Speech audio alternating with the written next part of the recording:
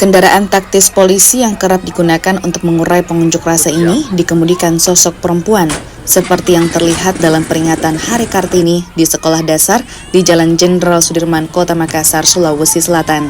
Siswa dikejutkan dengan sosok polisi wanita yang datang mengendarai mobil taktis dan motor trail yang biasanya digunakan para pria. Yang saat ini sudah bisa dinikmati walaupun ada batasannya antara laki-laki dan perempuan. Kalau kita sendiri, apa yang kita pahami soal pejuang era Kartini di era sekarang? Tentang kesetaraan gender yang bisa dilakukan oleh laki-laki sudah juga bisa dilakukan oleh perempuan.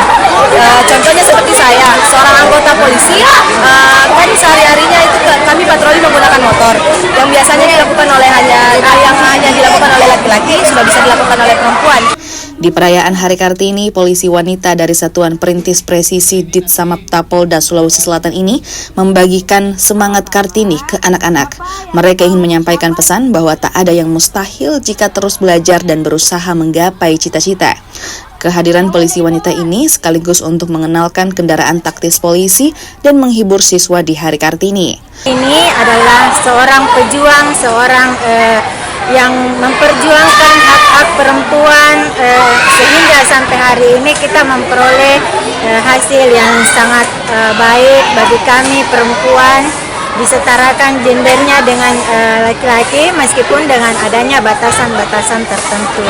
Kegiatan ini kami hadirkan poluan di depan anak-anak SD, memperlihatkan kepada mereka bahwa di era sekarang ini bukan cuma laki-laki yang mampu memimpin atau mampu menjadi polisi, namun kesetaraan antara perempuan dengan laki-laki saat ini di era Hari Kartini ini makin dibesarkan. Kemampuan perempuan baik itu dari kepolisian sendiri, militer maupun instansi-instansi lain, mereka mampu menduduki jabatan-jabatan ataupun bekerja di yang dikerjakan oleh laki-laki.